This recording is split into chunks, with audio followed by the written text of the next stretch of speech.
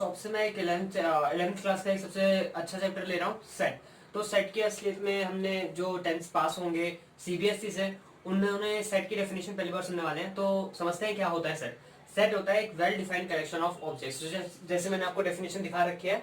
और एक चीज मार्क कर लेना वेल डिफाइंड को, क्योंकि ये सबसे ज्यादा इंपॉर्टेंट वर्ड है उस पूरे डेफिनेशन में। तो इसका मतलब क्या है, अगर इस सेट सिर्फ वही चीज होगी जिसमें हम कोई चीज फिक्स कर सकते हैं। ठीक है, अगर एक बार वो है हो गई ना तो दोबारा बदलेगी नहीं। ठीक है, तो मैं कुछ एग्जांपल समझाता हूँ कि असल में उसकी डेफिनेशन कहना क्या चाहती है। ठीक है, तो हमारे पास सबसे पहला एग्जांपल आता है collection of vowels in English alphabet. हमें कुछ एलिमेंट्स का कलेक्शन करना है, उसे हम सेट कहते हैं। ठीक है, और वो एलिमेंट्स कौन से होने चाहिए, वेल डिफाइंड। ठीक है, तो वेल डिफाइंड का मतलब वो चीज कभी नहीं बदलेगी। ठीक है, तो अगर मैं पहला एग्जांपल लूंगा तो collection of vowels in English alphabet. तो मैं इंग्लिश अल्फाबेट हमें पता है 26 होते हैं, 5 वोवल्स होते हैं, 21 कॉन्सोनेंट्स होते हैं। तो मैं अभी वेल डिफाइंड पता है ना मेरे को, वेल डिफाइंड क्या पता है मेरे को, के ए ई आई ओ यू, ये जो 5 है ये वोवल्स होते हैं, इसके अलावा और कोई नहीं होते इंग्लिश अल्फाबेट में। तो ये एक सेट है। ठीक है, अब बात आती है दूसरे एग्जांपल की, collection of all states in India. आज के टाइम पे हमारे पास 29 स्टेट्स हैं। ठीक है, तो हम कलेक्शन बना सकते हैं 29 स्टेट्स का, एक जगह लिख सकते हैं एक डब्बे के अंदर कि इसमें 29 स्टेट्स होंगे, इससे ज्यादा अभी कोई नहीं हो सकती है ना। तो हमारे पास जो कलेक्शन है वो 29 का है, तो ये एक सेट है। ठीक है, अब बात आती है collection of all dangerous animals.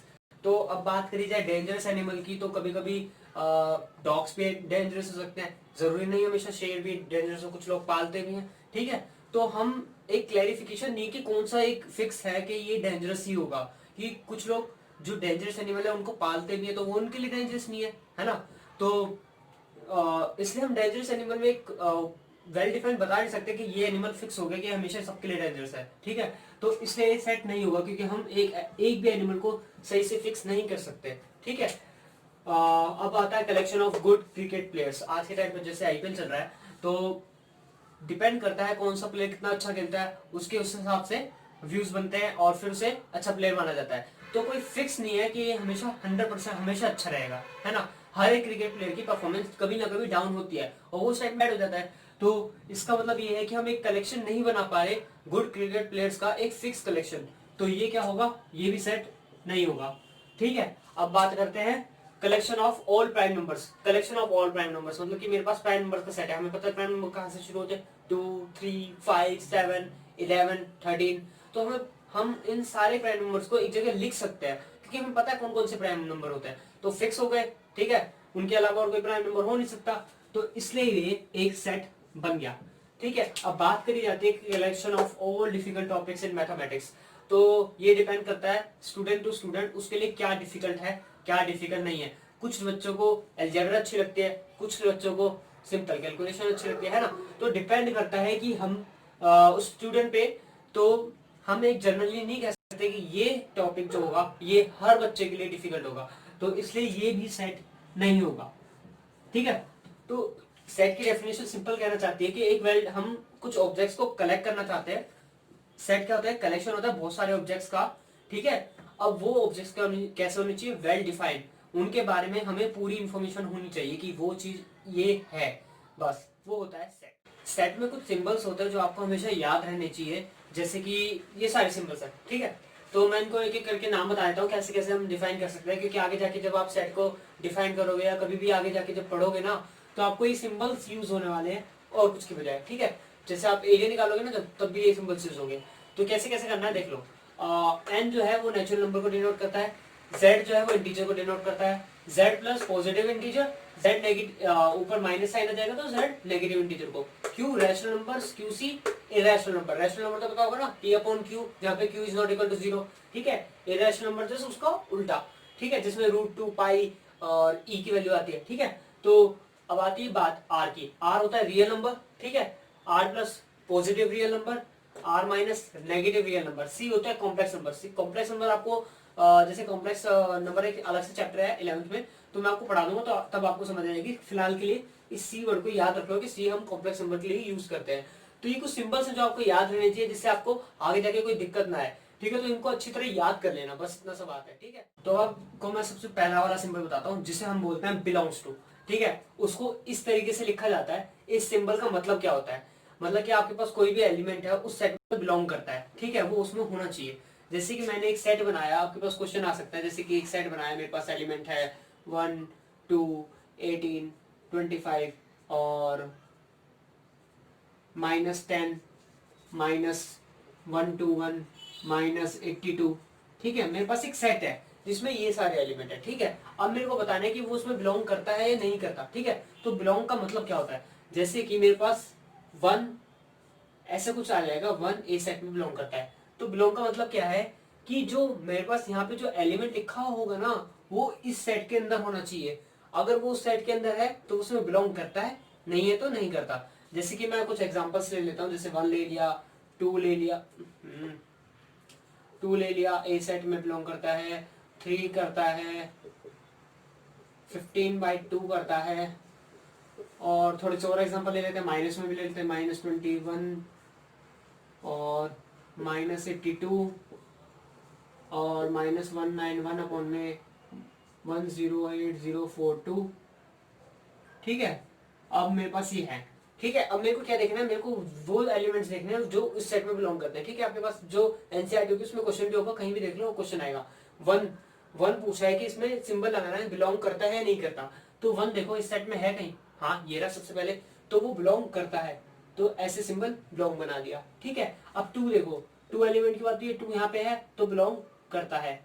3 देखो, 3 इस पूरे सेट में कहीं दिख रहा है, नहीं दिख रहा ना, तो 3 बिलोंग नहीं करता। और बिलोंग नहीं करने का सिंबल कैसे हम बनाते हैं, बिलोंग बनाने के बाद एक कट का निशान बनाते हैं, ठीक है। अब 15/2 कहीं है, 15/2 नहीं है तो नॉट बिलोंग करता है, ठीक है। अब -21 है कहीं, नहीं है तो नहीं बिलोंग करता, ठीक है। -82 ये रहा यहाँ पे, तो वो बिलोंग करता है।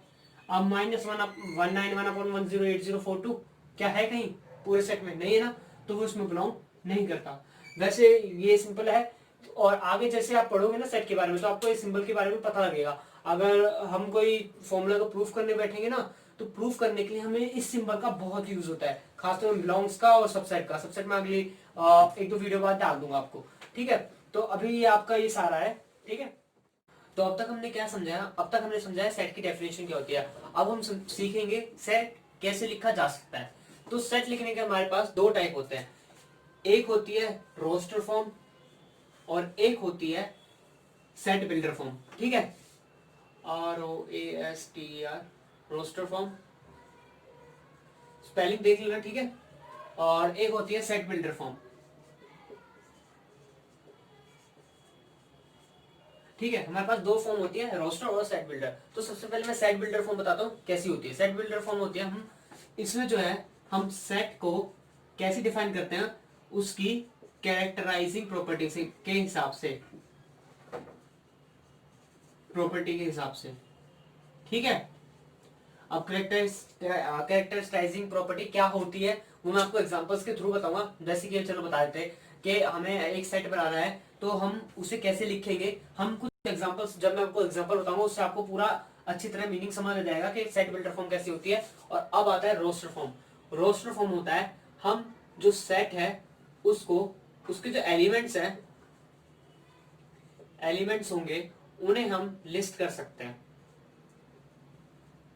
ठीक है। हम उन एलिमेंट्स को लिस्ट कर सकते हैं। कैसे कैसे लिस्ट किया जाएगा मैं बताता हूँ, ठीक है। अब इन दोनों को हमने डेफिनेशन बता दी, ठीक है। अब ये याद रखना, सेट बिल्डर हमेशा एक कैरेक्टराइजिंग प्रॉपर्टी के हिसाब से चलेंगे, एक प्रॉपर्टी बता दी जाएगी, उसके हिसाब से हम खुद एग्जामाइन कर लेंगे कैसे कैसे हम उसको बनाएंगे सेट को। और इसमें हमारे पास सारे एलिमेंट्स लिखे रहेंगे, उसके बारे में नहीं पता होगा, हम देख के पता लगाएंगे पर, ठीक है। तो अब हमारे पास क्वेश्चंस आते हैं एनसीईआरटी में कि हमें इसको सेट बिल्डर में कन्वर्ट करना है, इसको रोस्टर में। तो ऐसे एग्जांपल्स में आपको बताऊंगा कि कैसे कैसे हम उसको डीपली समझ सकते हैं, ठीक है। तो सबसे पहले रोस्टर फॉर्म देखते हैं, रोस्टर फॉर्म कैसे करी जाएगी। तो रोस्टर फॉर्म में हम लिखेंगे कैसे, सबसे पहले ये देखा जाता है। अगर जैसे मैंने सबसे पहले एग्जांपल बताया होगा सेट में कि कलेक्शन ऑफ वोवल्स, तो हम उन्हें लिखेंगे कैसे। हम क्या करेंगे, उन्हें कर्ली ब्रैकेट में लिखेंगे और उसमें एलिमेंट लिखा जाएगा AEIOU, और उसे किसी ABCD किसी भी नाम से डिफाइन करेंगे, ठीक है। अब कैसे लिखा जाएगा, जैसे हमें बोल दिया कलेक्शन ऑफ वोवल्स बोल दिया, तो हम क्या करेंगे, कलेक्शन ऑफ वोवल्स कौन कौन से होते हैं हमारे पास होते हैं A E I O U, ये होते हैं ना वोवल्स, ठीक है। इन वोवल्स को मेरे को सेट की तरह लिखना है, तो हम कैसे लिखेंगे, हम सारे एलिमेंट्स को लिखेंगे और बीच में कॉमा डालेंगे और उन्हें हमेशा कर्ली ब्रैकेट में रखेंगे, ठीक है। अब उस सेट को जो होता है वो बड़े अल्फाबेट से लिखा जाता है, ठीक है। तो अब कुछ बेसिक कॉन्सेप्ट है जो याद रखना, कि जो सेट के अंदर के एलिमेंट्स होंगे ना, सॉरी, जो सेट के अंदर के एलिमेंट्स होंगे वो हमेशा छोटे छोटे लिखे जाएंगे, और जो सेट डिफाइन होगा, जिस नाम से हम उस सेट को डिफाइन करेंगे, ए नाम से इस पूरे सेट को डिफाइन कर रहे हैं, तो जो ये ए होगा ना, ये कभी छोटा नहीं होगा, ये हमेशा बड़ा होगा, ठीक है। कभी कभी क्या होता है, हमें बड़े बड़े अल्फाबेट्स दे दिए जाते हैं, जैसे मैं एग्जांपल देता हूँ कि हमें पूछा जाएगा कि हमें एक सेट क्रिएट करना है, set of letters of mathematics ही ले लेते हैं, MATHEMATICS, ठीक है। हमें एक सेट बनाना है जिसमें मैथमेटिक्स के सारे एलिमेंट्स आ रहे होंगे, ठीक है। तो इसमें हम छोटे बड़े एलिमेंट नहीं लेंगे, हमें सबसे पहले एक सेट बनाना पड़ेगा। सेट बनाने के लिए क्या करना पड़ेगा, कर्ली ब्रैकेट्स में हमें उन एलिमेंट्स को रखना है। तो सबसे पहले क्या लेंगे, एम है हमारे पास, फिर ए आ रहा है, फिर टी आ रहा है, फिर एच आ रहा है, फिर ई आ रहा है, एम वापस से आ गया। तो अब क्या करेंगे, एम को स्किप करेंगे, ए को स्किप करेंगे, टी को स्किप करेंगे, आई लिखेंगे, सी लिखेंगे, एस करेंगे, और इसको इनमें से जो उन सभी अल्फाबेट आ नहीं रहा ना, उस अल्फाबेट से नाम लिख देंगे। मान ले रहे एक्स है, ठीक है। तो अब मैंने क्या किया, अब रोस्टर फॉर्म में क्या होता है, हमारे पास जो सेट होता है ना, उसमें हम कोई भी एलिमेंट को रिपीट नहीं कर सकते, ठीक है। अगर हमने ये लिखा है ना, तो उसमें सिर्फ वो एलिमेंट आएंगे जो एक बार लिखा जा रहा है, मतलब कि ये जो एम एम है यहाँ पे 2 बार रिपीट हो रहा है ना, हमें इससे कोई मतलब नहीं, 2 बार हो रहा है, 10 बार हो रहा है, लाखों बार हो रहा है, हमें सिर्फ एक बार लिखना है उस सेट में। तो सेट में ये बेनिफिट होता है कि हम सीधा लिख सकते हैं एलिमेंट्स को, और वो एलिमेंट्स हमेशा स्मॉल लेटर्स में होते हैं अगर हमें सिंपल डिफाइन करने होते हैं। पर कभी कभी क्या होता है, हमें ऐसे लिखा आ जाता है, तो उसमें हम बड़े बड़े अल्फाबेट्स लिख सकते हैं, पर उसमें एक कंडीशन होती है, जो अल्फाबेट्स इसमें यूज हुए ना, उसको कभी उस सेट से डिफाइन नहीं करते।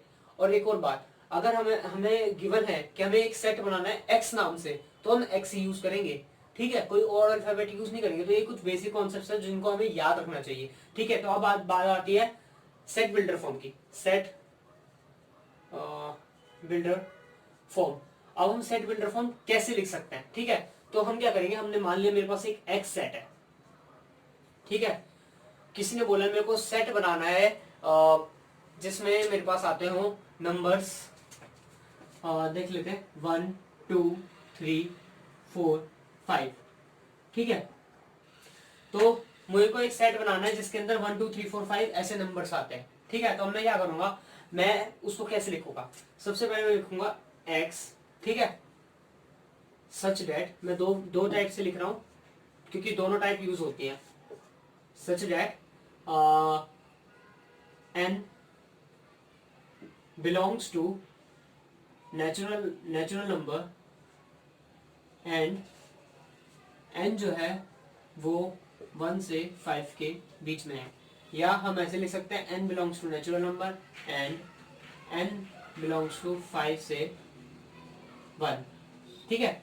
तो अब मैंने क्या लिखा है इसको एक बार समझा देता हूँ। हम सेट बिल्डर फॉर्म ऐसे लिखते हैं, हम एक एक चीज को डिफाइन कर देते हैं, हम सारे एलिमेंट्स को नहीं लिखना चाहते।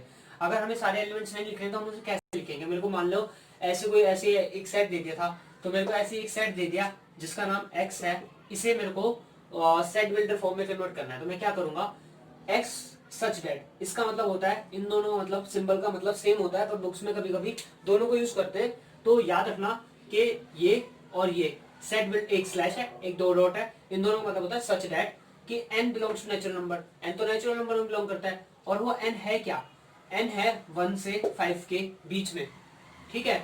और एक और चीज डिफाइन करनी थी, ठीक है, and n is equal to x, ये लिख लो या n की जगह x ही लिख लो, छोड़ो n को रहने दो क्योंकि इसमें बहुत ज्यादा डिफिकल्टी आ जाएगी, n की जगह x ही लिख दो, ठीक है। तो मैं को बताता हूँ, x is equal to x belongs to natural number में बिलोंग करता है, एंड x जो है 1 से 5 के बीच में आता है। हम ये जरूरी नहीं है हमेशा ये लिखे, हाँ बंदे का मन कर रहा है तो क्या लिख सकता है, वो 0 से x जो है वो 6 के बीच में नहीं कर रहा है, ठीक है। वो तो हमारे हाथ में, हम इनइक्वालिटी कैसे कैसे यूज कर रहे हैं, ठीक है। तो इतना जरूरी नहीं होता, हमें सिर्फ इस तरीके से सेट बनाना है कि अगर मैं इसको देखूं ना, तो मेरे दिमाग में मैं ये एक रोस्टर फॉर्म क्रिएट कर सकूं, ठीक है। तो ये होती है सेट बिल्डर और रोस्टर फॉर्म में। मैं कुछ एग्जांपल्स के थ्रू आपको समझाऊंगा कि कैसे कैसे हम लिख सकते हैं। सबसे पहले हम एक रोस्टर फॉर्म के एग्जांपल क्रिएट करते हैं कि रोस्टर फॉर्म में हम कैसे बनाएंगे, फिर बाद में बनाएंगे रोस्टर से सेट बिल्डर में। तो सेट बिल्डर से रोस्टर में बनाने की टेक्निक क्या है, जैसे सबसे पहला एग्जाम्पल है X is a letter before E in English alphabet. English alphabet में जितने भी लेटर अल्फाबेट में लेटर्स होंगे ई से पहले वाले वो लिखने हैं। तो मैं मान लेता हूँ उसका नाम कुछ एक्स होगा सेट का, ठीक है। तो उसके एलिमेंट्स कैसे कैसे लिखूंगा, सबसे पहले क्या आएगा, ए आएगा, फिर बी आएगा, फिर सी आएगा, फिर डी आएगा। डी के बाद तो ई आता है और हमें लिखना है ई से पहले वाला। तो हमें क्या करेंगे, X is equal to A B C D आएंगे एलिमेंट्स और उनको ऐसे लिख देंगे, ठीक है। अब अगला क्वेश्चन आता है, अगला एग्जांपल, एक्स नेचुरल नंबर में बिलोंग करता है, ठीक है। एक्स सच दैट, इस तरीके से कि x is a prime number होना चाहिए, और वो भी क्या 10 से 20 के बीच में। मान लो इसका नाम, इस सेट का नाम y था, ठीक है। मैं इसे y लिख देता हूँ और इसे x लिख देता हूँ जिससे कंफ्यूजन क्रिएट ना हो, इसका z लिख देता है, ठीक है। तो अब क्या करेंगे, x belongs to natural number होना चाहिए, ठीक है। और x प्राइम होना चाहिए, प्राइम में तो नेचुरल भी होगा। तो अब क्या होगा, ठीक है। अब 10 से 20 के बीच में कौन कौन से प्राइम नंबर आते हैं वो लिखेंगे। 11 आता है, 13 आता है, 17 आता है, 19 आता है, और कोई तो नहीं बचा ना, ठीक है। एक तो नेचुरल नंबर, ऊपर से प्राइम, यही होंगे, ठीक है। तो हमने एक सेट बना दिया जिसका नाम y है, जिसमें सिर्फ वो एलिमेंट्स आते हैं जो प्राइम नंबर्स हों 10 से 20 के बीच में, ठीक है। अब अगला एग्जांपल आता है, थोड़ा ये लेंथी है लिखने वाला है, तो इसको लिख लेते हैं। हमारे पास x इस तरीके से है कि मेरे पास जो एलिमेंट्स होंगे वो होंगे 1/2n-1। किस तरीके से, जहाँ पे n की वैल्यू 1 2 3 4 5 ये होंगी वेरीफाई। तो मेरे को एक z सेट बनाना है, तो मैं सबसे पहले क्या लिखूंगा, जब मेरे पास n की वैल्यू 1 होगी तब x की वैल्यू क्या आने वाली है, ठीक है। मैं x की हर वो वैल्यू निकालूंगा n के लिए, इन दोनों वर्ड के बीच में, जहाँ पे n क्या है, n belongs to natural number ले लेंगे, ठीक है। तो हमें वो n की वैल्यू लेनी है जो 1 से 5 के बीच में आ रही है। तो अब लिखना शुरू करेंगे, तो क्या होगा, n की वैल्यू 1 डालेंगे तो इस फॉर्मूले में 1 डालेंगे, क्या होगा 2 into 1 -1, 2 - 1 इज इक्वल टू 1 आएगा मेरे पास, ठीक है। जैसे मैं n की वैल्यू 2 डालूंगा मेरे पास क्या आएगी x की value 1/2 2 to 4 -1 is equal to 1/3, ठीक है। जैसे मैं n की वैल्यू 3 डालूंगा तो मेरे पास x की वैल्यू क्या आने वाली है 1/2 3 6 6 - 1 इज इक्वल टू 1/5। अब मैंने n की वैल्यू 4 डाली तो मेरे पास x की वैल्यू क्या आने वाली है, x की वैल्यू आने वाली है 4 2 8 8 - 1 इज इक्वल टू 1/7, ठीक है। अब मैं n की वैल्यू डालता हूँ 5, n की वैल्यू 5 डालते ही मेरे पास x की वैल्यू क्या आएगी 1/5 2 10 - 1 इज इक्वल टू 1/9, ठीक है। तो ये सारी कैलकुलेशंस के बाद मैं क्या लिखूंगा, मैं एक सेट डिफाइन करूंगा जो z होगा, और उसमें जो जो x की वैल्यू आई है, x के n की वैल्यू 1 डालने पे x की वैल्यू क्या आई है 1 आई है, फिर 1/3 आई है, फिर 1/5 आई है, फिर 1/7 आई है, और फिर 1/9 आई है। ये लिख दूंगा, मेरे पास एक set builder roster form create हो गई। तो मैंने क्या किया है, आपके पास एक फॉर्मूला जनरेट करके दे देंगे इस तरीके से, ठीक है। मेरे पास एक बी सेट है, मेरे पास एक z नाम का सेट है, सॉरी z नहीं बी ले लेते हैं, मैंने देखा नहीं यहाँ पे, ठीक है। हमारे पास b नाम का एक सेट है जिसमें x इस तरीके से लिखे जाएंगे कि x की वैल्यू 2n-1 होंगी, ठीक है। और n की वैल्यू क्या होंगी 1 से 5 के बीच में बिलोंग करती होगी। और एक और चीज लिख लो यहाँ पे, थोड़ा कंफ्यूजन ना हो कि n belongs to natural number, ठीक है। इससे कैलकुलेशन भी थोड़ी बची रहती है, ठीक है। तो वो भी था। तो अब क्या करेंगे, मेरे को हर एक एलिमेंट लिखना है जहाँ पे इनके बीच में हो, है ना। सेट बिल्डर में तो यही लिखते हैं, हम लिस्ट करते सारे एलिमेंट्स को। तो x की हर एक वैल्यू निकालेंगे, जब n की वैल्यू 1 होगी 2 होगी 3 होगी 4 होगी 5 होगी, फिर हम वो एलिमेंट्स आ गए, यहाँ पे मेरे पास आंसर आ गया, फाइनल आंसर आ गया। और जो फाइनल आंसर आएगा ना उसे बी सेट की रोस्टर फॉर्म में लिख देंगे। अब आते हैं अगले एग्जांपल की ओर। अगला एग्जांपल क्या है, मेरे को set of 4 letters in the word bitter. तो मैं इसका नाम, इसको z मान लेते हैं, मेरे पास एक z नाम का सेट बना है, ठीक है। अब क्या करूंगा, मैं एलिमेंट्स लिखना शुरू करूंगा। मेरे पास सबसे पहला एलिमेंट क्या है d है, फिर आएगा e, फिर आएगा t, फिर t दोबारा रिपीट हो गया तो t को दोबारा लिखेंगे नहीं, e दोबारा रिपीट हो गया e दोबारा लिखेंगे नहीं, r कहीं नहीं है तो ये होगा। तो मेरे पास एक सेट बन जाएगा सेट बिल्डर फॉर्म से, कि बिटर का सेट ये बनेगा। क्योंकि हमारे पास रोस्टर फॉर्म में कभी भी कोई एलिमेंट रिपीट नहीं होता, ठीक है, और वो लिखा जा सकता है ऐसे, ठीक है। तो कुछ बेसिक कॉन्सेप्ट जो आपको याद रखने पड़ेंगे और जिसका आप आसानी से सॉल्व कर लोगे, ठीक है। तो अब आते हैं सेट रोस्टर से सेट बिल्डर फॉर्म की तरफ। तो अब बात करते हैं कि हमें रोस्टर फॉर्म दे रखी होगी और सेट बिल्डर में कन्वर्ट करना है, या हमें कोई भी फॉर्म दे रखी हो सेट बिल्डर में कन्वर्ट करना है। तो क्या करेंगे हम लोग, सबसे पहला एग्जांपल उठाते हैं, हमारे पास ए सेट है 1 2 3 4 5 6। तो अब हमें इसे सेट बिल्डर में कन्वर्ट करना है। तो मैं ए सेट को कैसे लिख सकता हूँ, ए सेट को क्या लिखूंगा मैं, X belongs to natural number such that, ठीक है, ये नेचुरल नंबर आप बाद में भी लिख सकते हो, कोई इतना बड़ा इशू नहीं है, ठीक है। X belongs to natural number such that X is less than equal to 1 से 6, बात खत्म, ठीक है, इतना ही होगा। अब दूसरे एग्जांपल की ओर जाते हैं। दूसरा एग्जांपल क्या है मेरे पास, 1 4 9, फिर आगे 16 आएगा, फिर 25 आएगा, तो मतलब मेरे पास स्क्वायर आ रहा है ना। तो अब मैं क्या करूंगा, मैं क्या लिखूंगा, मेरे पास x है जो नेचुरल नंबर में बिलोंग करता है सच दैट मेरे पास जो x है वो n स्क्वायर का फॉर्म है, ठीक है। किस तरीके से, n स्क्वायर का फॉर्म में, एंड जो n की वैल्यू है वो लाई करती है 1 से 10 के बीच में। 10 क्यों लिया, क्योंकि लास्ट में 100 दे रखा है और 100 का रूट क्या होता है, 10 होता है, और हमने सिर्फ नेचुरल नंबर्स की बात करी है, ठीक है। तो अब क्या होगा, यहाँ पे कॉमा लगाएंगे, और क्योंकि हमें n की डेफिनेशन भी देनी पड़ेगी। अब मैं बताता हूँ उसमें क्या किया हमने। सबसे पहले हमने बोला कि मेरे पास x है जो नेचुरल नंबर में बिलोंग करता है, इसको हटा देते हैं, ठीक है, इतना जरूरी नहीं है क्योंकि हमने n बता दी तो आगे अपने आप कॉमन सी बात है, ठीक है। मैंने x लिखा सच दैट इस तरीके से कि x की वैल्यू मेरे पास n स्क्वायर होगी, ठीक है। अब मैंने n की वैल्यू डिफाइन करी कहां से कहां तक, कहां से कहां तक, कि हमें कैसे पता लगेगी, हम सेट देखेंगे, सेट देखा 1 से शुरू हुआ 100 में खत्म हुआ, इन दोनों के रूट निकालेंगे, इन दोनों के बीच में लाई करती है, ठीक है। अब क्या करेंगे, n जो होगा वो नेचुरल नंबर में बिलोंग करता है, तो मतलब कि मेरे पास हर एक n के लिए एक वैल्यू निकालनी पड़ेगी। अगर मैं इसकी सेट बिल्डर से रोस्टर में कन्वर्ट करूंगा तो मेरे को n के लिए पहले 1 डालूंगा, फिर 2 डालूंगा, फिर 3 4 5 ऐसे 10 तक करूंगा, फिर जो आंसर आएगा उसे एक सेट की तरह लिख दूंगा, ठीक है। तो अब आते हैं ऐसे ही सी की तरफ। तीसरा एग्जांपल क्या है मेरे पास, सी सेट है, उसने दिया है 1 1/2 1/3 1/4। आप देख रहे हो जैसे जैसे टर्म आगे बढ़ रही है मेरे पास फ्रैक्शन में ज्यादा पार्ट है ना। तो अब क्या करेंगे हम लोग, हमारे पास जो होगा वो x होगा इस तरीके से कि x की वैल्यू 1/n होगी, क्यों, जहां पे n belongs to natural number. बस हम n की लास्ट लिमिट, जैसे यहाँ पे फ्रैक्शन की लास्ट लिमिट दे रखी है, वहां पे ऐसी n की लास्ट लिमिट, हम n की लिमिट नहीं लगाएंगे। और जहां तक बात है x is equal to 1/n, तो x की वैल्यू डेफिनेटली नेचुरल नंबर तो होगा नहीं, 90 होगी, तो क्या होगी, रैशनल नंबर होगी, ठीक है। तो हम ये भी लिख सकते हैं x बिलोंग्स टू q, पर इतना कंपलसरी नहीं, क्योंकि हमने यहाँ पे डिफाइन कर दिया तो अपना समझ आ जाता है, ठीक है।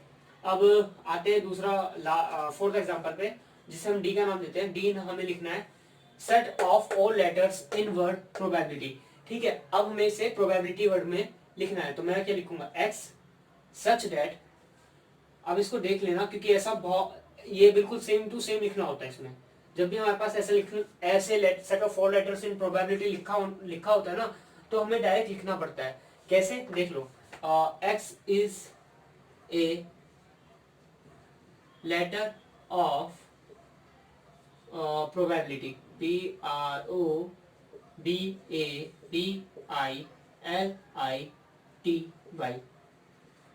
ठीक है।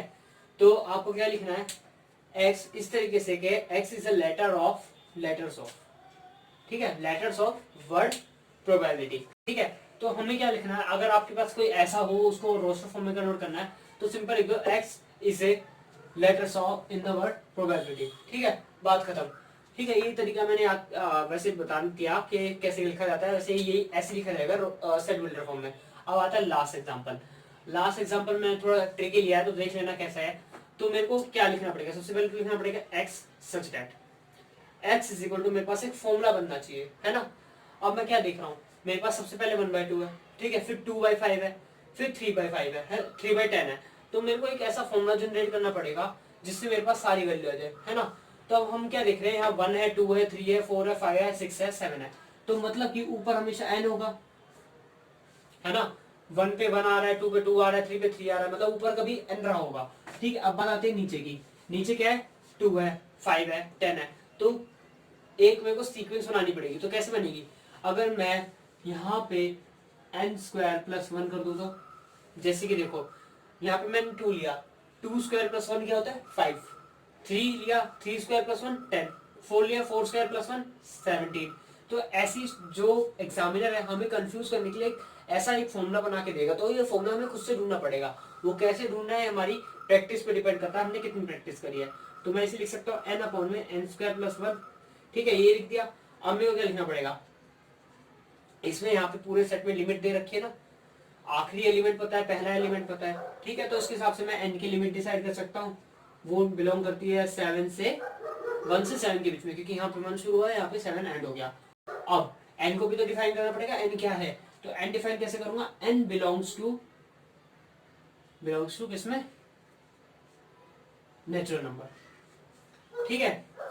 तो ये सब हो गया इस पूरे चैप्टर के बारे में, ठीक है। तो अब आप पूरी एक्सरसाइज सेट वाला चैप्टर उसकी 1.1 पूरी आशा करता हूँ आपको मेरी वीडियो पसंद आई होगी। लाइक करें, कमेंट करें और सब्सक्राइब करें और बेल आइकन जरूर प्रेस कर देना। मैंने डिस्क्रिप्शन पे टेलीग्राम चैनल की लिंक दे रखी है, आप उस चैनल को ज्वाइन कर ले। जैसे ही कोई चैप्टर कंप्लीट होगा मैं आपको असाइनमेंट ला के दूंगा, और अगर जैसे ज्यादा बच्चों का ग्रुप बन जाएगा मैं वैसे ही आपको एक टेस्ट सीरीज शुरू कर दूंगा, टेस्ट लेना। तो टेलीग्राम ज्वाइन कर लेना और चैनल को सब्सक्राइब कर देना, अपने दोस्तों को सबको शेयर कर दो, जिससे मैं जल्दी से जल्दी वीडियो लाऊं और जल्दी से जल्दी आपका सिलेबस